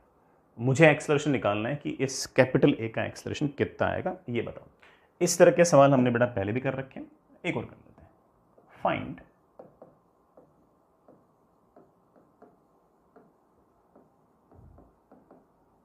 Acceleration of block A। Block A का एक्सेलरेशन बताओ, बताएंगे बेटा। ब्लॉक A को अगर देखो तो सबसे पहले बेटा नीचे की तरफ तो mg और जमीन का कोई ना कोई नॉर्मल, जैसे मैं एक बार के लिए n डैश लिख देता हूं। ऑफ कोर्स इस रस्सी में अगर टेंशन T है तो T ऐसे, T ऐसे, T ऐसे, वही T ऐसे। यहां भी कोई ना कोई नॉर्मल तो लगेगा। A जो होगा वो B पर नॉर्मल लगाएगा ऐसे, B जो होगा वो A पर नॉर्मल लगाएगा ऐसे। मोर और लेस बेटा FBDs विल लाइक दिस। इस पर ऑफ कोर्स कुछ ना कुछ mg भी लगेगा। ब्लॉक A जो है उस पर T इस तरफ, T इस तरफ, नॉर्मल भी ऐसे, उसका एक कंपोनेंट भी इस तरफ आएगा। तो कुल मिलाकर मुझे ऐसा लगता है कि ब्लॉक A जो है उसका एक्सेलरेशन आएगा इस तरफ, लेट्स से ठीक है। अब आगे चलते हैं बेटा। अब वेज कंस्ट्रेंट क्या कहता है? वेज कंस्ट्रेंट ये कहता है कि ब्लॉक ए के रेस्पेक्ट में, ग्राउंड के रेस्पेक्ट में नहीं, ब्लॉक ए के रेस्पेक्ट में बी का एक्सेलरेशन जो है वो ऐसे नहीं हो सकता, ऐसे नहीं हो सकता। फिर से बोलता हूं, ब्लॉक ए के रेस्पेक्ट में ब्लॉक बी का एक्सेलरेशन ना तो यूं हो सकता है ना यूं हो सकता है, या तो ऐसे हो सकता है या ऐसे हो सकता है। अब मुझे ऐसा लगता है कि जैसे ब्लॉक इधर जाएगा बड़ा, इस रस्सी की लंबाई घटेगी, ये तो उतनी रहेगी, इस रस्सी की लंबाई घटेगी तो ऑफकोर्स इस रस्सी की लंबाई बढ़नी चाहिए, तो बी ब्लॉक थोड़ा नीचे आएगा। तो ऑब्वियस बात है कि ए के रेस्पेक्ट में, ग्राउंड के रेस्पेक्ट में नहीं, ए के रेस्पेक्ट में बी जो है वो ऐसे डाउन द इंक्लाइन जाएगा, ऐसे मान लेते हैं बी एक्सेलरेशन से नीचे की तरफ जाएगा। This is not the acceleration with respect to ground, this is acceleration of block B with respect to block A. अगर ग्राउंड के रेस्पेक्ट में अगर एक्सेलरेशन निकालना है तो बेटा ब्लॉक ए के एक्सेलरेशन को ऐड कर दो। ब्लॉक ए का एक्सेलरेशन तो इस तरफ ए था, ये वाला एंगल थीटा, तो ये वाला एंगल भी थीटा। चलिए बेटा, मैं इक्वेशन जानबूझ के बढ़िया बढ़िया बनाऊंगा इस बार। पहली इक्वेशन बना रहा हूं मैं, दोनों ब्लॉक को मिलाकर ए प्लस बी पर in horizontal direction, A plus B block पर हॉरिजॉन्टल डायरेक्शन में न्यूटन्स लॉज ऑफ मोशन लगाते हैं। बहुत ही बड़े प्यार से सारा काम मिल जाएगा। ए प्लस बी को देखते हैं, ये ब्लॉक ए, ये ब्लॉक बी, नीचे की तरफ एम जी जमीन का नॉर्मल, नीचे की तरफ एम जी। ठीक है, रस्सी यहां पर खींच रही है टी से, ये टी इस पर ऊपर इस पर नीचे, तो इंटरनल हो गया, लेकिन रस्सी यहां पर खींच रही है टी से। कुल मिलाकर इस पूरे के पूरे सिस्टम पर मुझे टी और टी, यही दो एक्स्ट्रा फोर्स नजर आए हॉरिजॉन्टल डायरेक्शन में। सर ये वाला टी क्यों नहीं लिखा? बेटा ये वाला टी इस पर नीचे लग रहा है, इस पर ऊपर लग रहा है, तो कैंसिल हो जाएगा, इंटरनल हो जाएगा। सो नॉर्मल क्यों नहीं दिखाया? नॉर्मल ब्लॉक बी पर लगेगा ऐसे, ब्लॉक ए पर लगेगा ऐसे, कैंसिल हो जाएगा। अच्छा, एक्सेलरेशन की बात कर लेते हैं। इसका एक्सेलरेशन है इस तरफ ए, इसका एक्सेलरेशन इस तरफ तो है ए, और इस तरफ है बी, और अगर ये वाला एंगल थीटा है तो ये वाला एंगल भी थीटा है। बड़े आराम से ले देंगे। पूरे सिस्टम पर हॉरिजॉन्टल डायरेक्शन में 2t is the only force should be equal to m1a1 plus m2a2। इसका मास है 4m into a plus small m into a minus b cos theta। ले बेटा, this is my equation number 1। बढ़िया। दूसरी equation, इस block B पर लगाओ। Sir किस तरफ? ऐसे मत लगाना, अगर ऐसे इक्वेशन लगाओगे तो वो नॉर्मल आ जाएगा। इक्वेशन लगाओ इंक्लाइंड प्लेन के अलोंग, तो नॉर्मल नहीं आएगा। पहली वाली इक्वेशन में भी नॉर्मल नहीं आया, दूसरे में नॉर्मल नहीं आएगा, तो हमारे लिए आसान पड़ेगा। तो मैं दूसरी इक्वेशन लगा रहा हूं, ब्लॉक बी पर अलोंग इंक्लाइंड प्लेन। ग्राउंड से बैठे बेटा सवाल कर रहे हैं, कोई सूडो फोर्स नहीं आएगा। ठीक है, तो आप कह सकते हैं कि ब्लॉक बी को अगर देखूं तो उस ब्लॉक बी पर बेटा कौन से फोर्सेस? एम जी के दो कंपोनेंट, इस तरफ एम जी साइन थीटा, इस तरफ एम जी कॉस थीटा, इस तरफ नॉर्मल, इस तरफ टेंशन। ब्लॉक का इस तरफ एक्सेलरेशन है ए और इस तरफ एक्सेलरेशन है बी। ये वाला एंगल हम पहले जानते हैं थीटा। हम न्यूटन्स लॉ ऑफ मोशन लगाने वाले हैं इस तरफ। लिखो M ji sine theta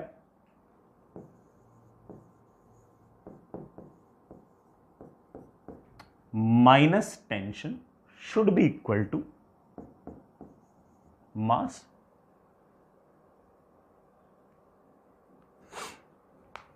should be equal to mass into इस तरफ एक्सेलरेशन। इस तरफ एक्सेलरेशन बी नहीं है बेटा, बी इस तरफ है, ए कॉस्टा इस तरफ है, तो इस तरफ नेट फोर्स आ गया बी, सॉरी एक्सेलरेशन आ गया B minus A cos theta. This is my equation number 2। तीसरी इक्वेशन ऑफ कोर्स ए और बी को रिलेट करने वाली, दोनों के एक्सेलरेशन को रिलेट करने वाली स्ट्रिंग कांस्टेंट की इक्वेशन, क्योंकि जैसे से ये वाला ब्लॉक इधर आएगा बड़ा, वैसे वैसे ये वाला ब्लॉक नीचे जाएगा। तो आप ऐसा कह सकते हो कि ये वाली लेंथ मेरे पास है L1, ये L2, ये L3, ये L4। स्ट्रिंग कंस्ट्रेंट क्या कहता है कि L1 plus L2 plus L3 plus L4 should be equal to constant. L1 double dash, L2 double dash, L3 double dash, L4 double dash should be equal to 0।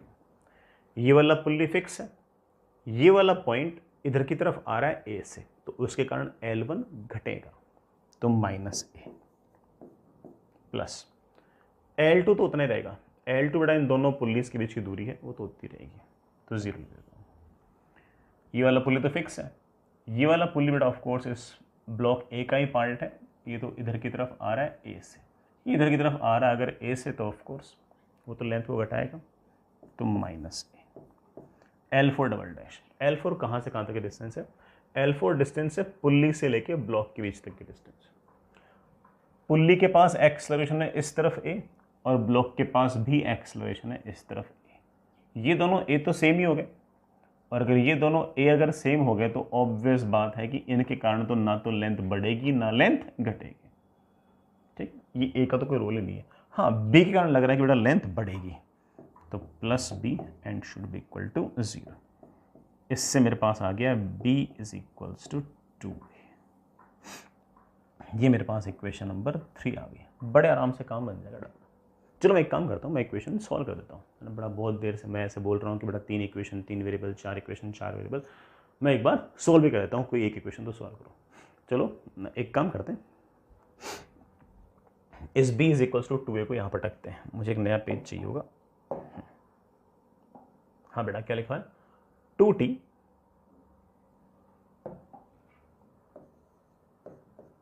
Is equals to 4m into a plus m into a minus b cos theta. बेटा b को मैं लिख दिया 2a। तो हमारी equation number 1 तो ऐसे आ गई। ठीक है ना, m a minus b cos theta, b को मैं लिख दिया 2a। ठीक है, 2a। आगे चलते हैं। अगली इक्वेशन कौन सी थी? अगली इक्वेशन थी मेरे पास m ji sine theta minus T is equals to m into b minus A cos theta. क्या है बेटा equation? M ji sine theta minus T is equals to m into b, b नहीं बेटा 2a minus a sine theta. This is my equation number 2। चलो बेटा, B तो eliminate कर दिया। अब सर टी भी एलिमिनेट कर दें? हाँ बेटा कर दो। टी को एलिमिनेट करने के लिए एक काम करो, नीचे वाले इक्वेशन को 2 से मल्टीप्लाई करके ऐड कर दो, तो ये 2 डी क्या जाएगा? गायब। तो मेरे पास आ जाएगा 2 times M ji sine theta should be equal to 4ma plus ma 1 minus 2 cos theta plus 2m, बेटा मैंने वो 2 से मल्टीप्लाई वो वाला 2, that is 2 minus a sine theta. Oh, a बड़ा यहां पर भी है।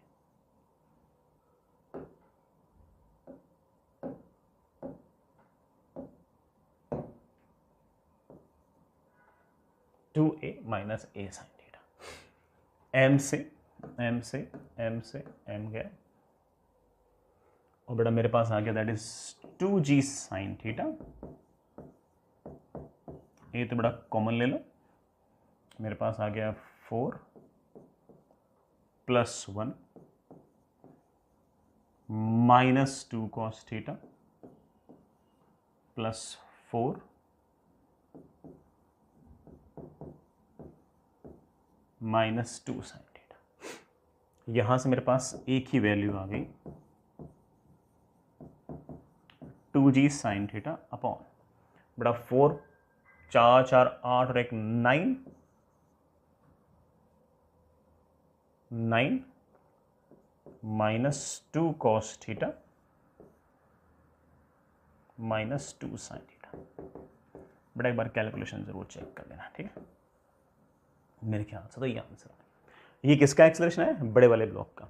अगर हमसे किसी ने अगर छोटे वाले ब्लॉक का एक्सेलरेशन पूछ लिया तो थोड़ा और टफ हो जाएगा बेटा। उस छोटे वाले ब्लॉक का तो एक्सेलरेशन इस तरफ a है और इस तरफ 2a है, तो वो तो हमें फिर ढंग से लिखना पड़ेगा। हम तो सिर्फ और सिर्फ किसका लिखा है? ब्लॉक a का लिखा है। ब्लॉक b का अगर लिखना होगा तो a इस तरफ 2a इस तरफ, तो उन दोनों का वेक्टर समेशन आएगा। ठीक, नॉट दैट टफ। ऐसा करना चाहे तो अपन कर ही सकते हैं। मेन चीज़ तो बड़ा हमारा सिर्फ और सिर्फ ये किस तरह से Newton's law of motion use करना है, मेन काम तुम्हारे पास वो था। ठीक है बच्चों, समझ गए इस बात को? आगे चलते हैं। ये बड़ा एक छोटा सा आसान सा सवाल है ना, HCV का सवाल है। सुनिएगा, HCV में थोड़ी सी लैंग्वेज थोड़ी डिफरेंट हो सकती है। हमारे पास ये कोई वाटर है और वाटर के अंदर कोई बॉक्स है। ठीक, बॉक्स के अंदर बड़ा थोड़ा एयर टाइट बॉक्स है, मतलब इसमें कोई रखी हुई चीज़ बड़ा बाहर नहीं आ सकती, पानी अंदर नहीं आ सकता, ऐसा बॉक्स है। बॉक्स के अंदर m मास की मिट्टी है। बॉक्स तो मासलेस है, जो भी मास है वो सिर्फ और सिर्फ इस सैंड के पास ही है। ठीक है, तो बॉक्स को हमने इस तरह से पानी के अंदर डुबो दिया। बॉक्स के अंदर थोड़ी तो मिट्टी भरी हुई थी, बाकी जगह खाली पड़ी थी, और ये जो बॉक्स है ये नीचे की तरफ जा रहा है एक्सेलरेशन a से। तो हम चाहते हैं कि ये नीचे की तरफ एक्सेलरेशन a से न जाए, बल्कि ऊपर की तरफ एक्सेलरेशन a से जाए। तो इसके लिए मुझे इसमें से कितनी मिट्टी बाहर निकालनी पड़ेगी। इसमें शुरुआत में जो मिट्टी है बड़ा, उसका मास है कैपिटल M, बड़ा एक कैपिटल M लिखना। ठीक है, शुरुआत में इसके पास जो मिट्टी है वो कैपिटल M है। मेरा सवाल ये है कि इसमें से कितनी मिट्टी बाहर निकालूं कि ये जो बॉक्स पानी के अंदर नीचे की तरफ एक्सेलरेशन a से जा रहा है, ये नीचे की तरफ जाने के बजाय ये ऊपर की तरफ आने लग जाए। तो चलो मैं सवाल को ढंग से लिखा देता हूं। Initially, box is descending in water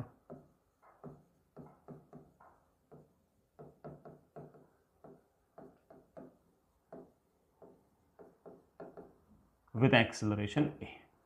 ठीक है,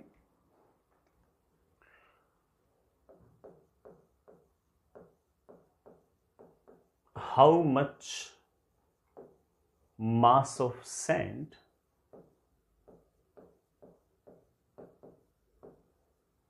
should be removed from box so that it ascends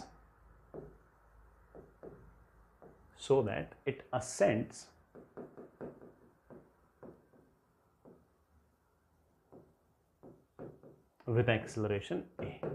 पहले एक्सेलरेशन a से बड़ा नीचे जा रहा था, कितना मास निकाल दूं कि ये नीचे की तरफ आने लग जाए एक्सेलरेशन a से। ठीक है, बहुत ही ऐसे आसान से सवाल। चलो बेटा, शुरुआत में क्या किया कि मैं जानता हूं बेटा इसमें कौन सा फोर्स है। नीचे की तरफ है कैपिटल M जी, पानी के अंदर डूबा हुआ है, तो पानी जो है वो इस पर ऊपर की तरफ एक बॉयंसी फोर्स लगाता है। सर बॉयंसी फोर्स तुम्हें लिखना नहीं आता, ना आए कोई फर्क नहीं पड़ता। ऐसा नहीं कि बॉयंसी फोर्स के कॉन्सेप्ट पे सवाल है, तुम तो सिर्फ वो सिर्फ लिख दो कि हाँ सर ऊपर की तरफ कोई ना कोई बॉयंसी फोर्स है, जिसे मैं FB लिख देता हूँ। ठीक है, अब नीचे की तरफ कैपिटल MG है, ऊपर की तरफ बॉयंसी फोर्स है। हम बड़े आराम से कह सकते हैं कि नीचे की तरफ नेट फोर्स आ गया capital MG minus buoyancy, and it should be equal to इसका मास इनटू एक्सेलरेशन। अब मैं ये चाहता हूं कि ये जो बॉक्स है ये नीचे की बजाय ये ऊपर की तरफ जाने लग जाए एक्सेलरेशन a से। तो मुझे ऊपर की तरफ जो फोर्स है उसे बढ़ाना चाहिए। अब ऊपर की तरफ फोर्स कैसे बढ़ सकता है, बॉयंसी फोर्स तो उतना ही लगेगा, नीचे वाला फोर्स घटा दूं। नीचे वाला फोर्स कैसे घट सकता है, जब वेट घट जाए। वेट कैसे घटेगा, जब इसमें से कुछ मिट्टी बाहर फेंक दूं। तो मान लो कि मैंने इसमें से m मास की मिट्टी बाहर फेंक दी, स्मॉल m मास की मिट्टी बाहर फेंक दी, तो अब कितना मास बचा है बेटा, अब कितना मास बचा, m माइनस m, उसका नीचे की तरफ बड़ा वेट कितना हुआ, m माइनस m इंटू जी। अब मैं कहूंगा कि एक्सेलरेशन है ऊपर, तो नेट फोर्स है ऊपर, ऊपर की तरफ नेट फोर्स कितना है, FB माइनस नीचे की तरफ लगने वाला weight, it should be equal to इसका मास। अब इसका मास कैपिटल M थोड़ी है, अब इसका मास तो capital M minus small m into acceleration. बन गया बेटा अपना काम। तो सर मुझे बॉयंसी फोर्स तो पता ही नहीं है, बेटा बॉयंसी फोर्स पता नहीं है तभी तो इक्वेशन बनाई है, दोनों को ऐड कर दो, FB आपका गायब हो जाएगा और मेरे पास आ जाएगा capital MG minus capital M minus small m into G is equals to capital M plus capital M minus small m into A। बड़ा कैपिटल एम जी गायब, मेरे पास आ गया है mg is equals to capital M, sorry 2 times capital M 2 times capital M minus small m into A। बेटा मुझे तो स्मॉल m निकालना है, निकाल लेंगे। Small mg upon a is 2 times capital M minus small m। Small m की value आ गई है 2 times capital M minus M g. Oh m g तो मुझे एम स्मॉल एम निकालना ही है।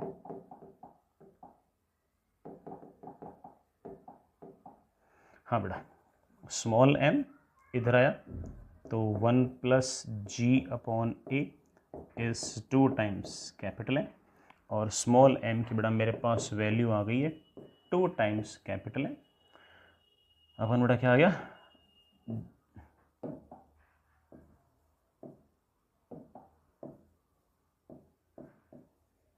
जी प्लस ए। ये बड़ा मेरे ख्याल से आपका आंसर आ गया है। स्मॉल एम की वैल्यू है 2 टाइम्स कैपिटल एम इंटू ए अपॉन जी प्लस। इतना मास बेटा बाहर निकाल दो तो आपका सारा का सारा काम बन जाएगा। ठीक है बच्चों, समझ होंगे इस बात को। चलिए आगे चलते हैं। नेक्स्ट इज, ये बेटा थोड़ा सा बढ़िया सा सवाल है ना, सुनिएगा। अच्छा सवाल है, दिमाग का सवाल है, अगेन एचसीवी का सवाल है ना। अच्छा सवाल, बहुत सारे बच्चों से थोड़ा नहीं बनता। इस तरह का अरेंजमेंट है, डायग्राम थोड़ा सा ऐसे बना दिया। आइडियल कंडीशन है, सारी की सारी जो रस्सियां हैं बड़ा वो मासलेस हैं, हल्की है, पुल्ली भी आपके बड़ा हल्की है, स्मूथ है। ठीक है, ये इस पुल्ली से 4 एम मास का ब्लॉक लगा रखा है, ये एम मास का ब्लॉक बड़ा जमीन से टच है, और हमने इस सारे के सारे सिस्टम को यहां से रिलीज कर दिया। हमने सारे सिस्टम को रिलीज कर दिया। 4 एम मास का ब्लॉक नीचे आएगा, एम मास का ब्लॉक ऊपर आएगा। सवाल ये है, find maximum height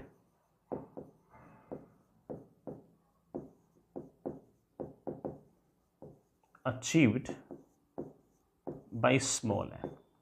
small M maximum कितनी हाइट तक जाएगा, ये हमसे सवाल में पूछा गया। सोचते हैं बेटा।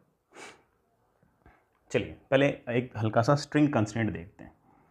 अगर ये नीचे आएगा तो बड़ा ऑफ कोर्स ये ऊपर जाएगा। मान लेते हैं कि इसका एक्सेलरेशन ऊपर की तरफ ए है, इसका एक्सेलरेशन ए, इसका एक्सेलरेशन ए, इसका एक्सेलरेशन ए, पुल्ली बड़ा फिक्स है, तो इसका एक्सेलरेशन ए, इसका एक्सेलरेशन ए, इसका एक्सेलरेशन ए, इसका एक्सेलरेशन ए, ये तो फिक्स है, ये थोड़ा फिक्स है, तो इसका एक्सेलरेशन तो 0, इसका एक्सेलरेशन ए, इसका 0, इसका ए, तो पुल्ली का नीचे की तरफ हो जाएगा a/2, और पुल्ली का नीचे की तरफ अगर a/2 हो जाएगा तो इस ब्लॉक का भी नीचे की तरफ हो जाएगा a/2। तो कहने का अर्थ ये हुआ कि इस ब्लॉक का जो एक्सेलरेशन है वो इसके एक्सेलरेशन से डबल है। यही हाल बेटा वेलोसिटी को होगा। किसी भी टाइम पर इसकी वेलोसिटी अगर v होगी तो इसकी 2v होगी। किसी भी टाइम पर अगर इसका डिस्प्लेसमेंट अगर h होगा तो ऑफ कोर्स इसका डिस्प्लेसमेंट तो 2h होगा, है कि नहीं। ये हमें बात थोड़ी बहुत क्लियर हो चुकी है। चलिए, ये एक्सेलरेशन निकालना हमारे लिए कोई बहुत भारी बात नहीं है, हम ये एक्सेलरेशन बड़े आराम से निकाल सकते हैं। जैसे यहाँ से उठेगा बेटा फिर तो नॉर्मल लगना बंद हो जाएगा, और तब कहानी क्या होगी, तब कहानी ऐसे होगी कि इस पर टेंशन ऊपर की तरफ, mg नीचे की तरफ, जो टेंशन यहाँ पर वही टेंशन यहाँ पर, टेंशन T ऑफ कोर्स बेटा यहाँ पर टेंशन 2T, तो यहाँ पर 2T ऊपर की तरफ, 4mg नीचे की तरफ। ये एक्सेलरेशन निकालना हमारे लिए बाएं हाथ का खेल है। देखना बेटा, टी ऊपर की तरफ, mg नीचे की तरफ। सर नॉर्मल क्यों दिखा है बेटा, तो उठ जाएगा ना, उठते तो नॉर्मल 0। टी ऊपर, mg नीचे, T minus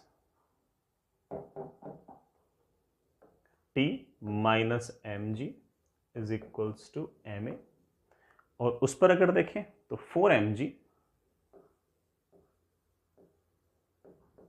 minus 2t, 4mg minus 2t should be equal to 4m into a/2। ऊपर वाली इक्वेशन को बेटा 2 से मल्टीप्लाई करके ऐड कर दो, तो वो t तो गायब हो जाएगा। ऊपर वाली इक्वेशन में 2 से मल्टीप्लाई किया तो 4mg माइनस 2mg कितना हो गया, 2mg। ठीक है बेटा, ये तो 2ma आ गया नीचे तो, और ऊपर 2ma और आ गया, तो मेरे पास आ गया एक्सेलरेशन इज इक्वल्स टू बेटा कितना, g/2। बेटा एक्सेलरेशन कितना आ गया, g/2 है ना, m से m cancel, 2g is equals to 4a, acceleration equals to g/2। तो थोड़ी देर बाद बेटा कहानी कुछ ऐसी हो जाएगी, ये वाला पुल्ली चलते चलते बेटा नीचे आ जाएगा, and situation will be like this. ये रस्सी बेटा, ये रस्सी यहां तक, ये ऑफ कोर्स आपका पुल्ली, इसके साथ ही ये आपका 4m मास का ब्लॉक। ये 4m मास का ब्लॉक कभी ना कभी जमीन से टकरा जाएगा। उसके बाद क्या होगा,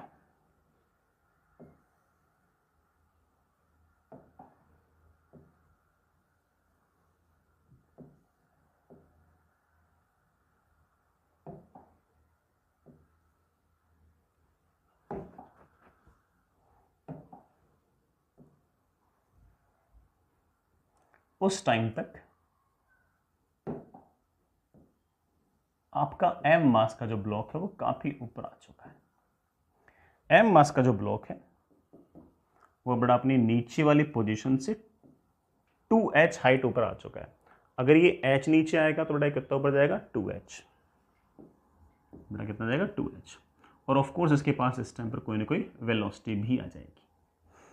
सर क्या मैक्सिमम हाइट 2h है क्या? नहीं बेटा, मैक्सिमम हाइट 2h क्यों होगी, 2h से ज़्यादा होगी, क्योंकि इसके पास वेलोसिटी है ना। अभी तो ये और ऊपर जाएगा।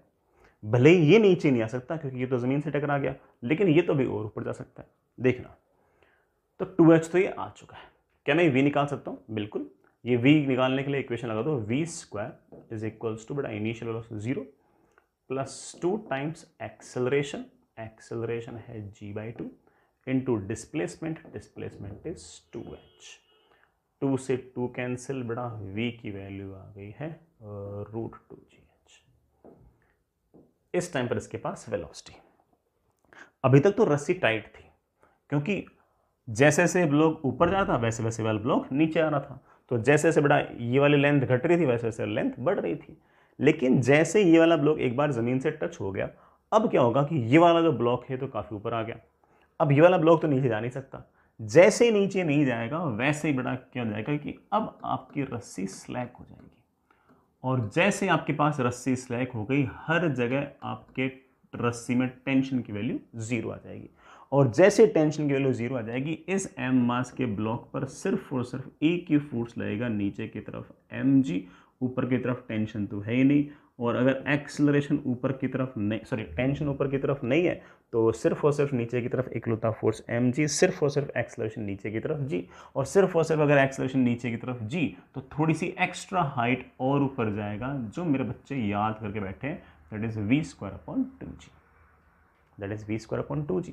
तो आप कहोगे सर ग्राउंड से मैक्सिमम हाइट जो गया है that is of course 2h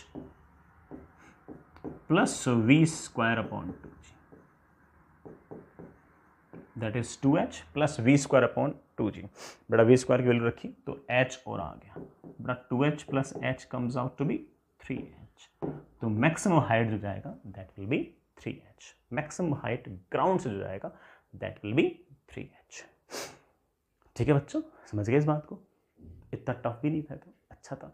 mostly बच्चे इसमें क्या करते हैं, 2h करके छोड़ देते हैं। बेटा 2h नहीं, 2h के ऊपर और जाएगा, लेकिन जैसे ही ऊपर जाएगा वो नीचे आ नहीं सकता, तो रस्सियाँ आपकी स्लैक हो जाएंगी, ढीली पड़ जाएंगी। जैसे रस्सियाँ ढीली पड़ गई बेटा, वैसे ही टेंशन रस्सियों में हो गई 0। सिर्फ और सिर्फ mg लग रहा है, एक्सेलरेशन नीचे की तरफ सिर्फ और सिर्फ g बचा और कुछ नहीं हुआ। ठीक है बेटा, आई होप तुम सारी की सारी बात तो समझ गए। चलिए आगे चलते हैं।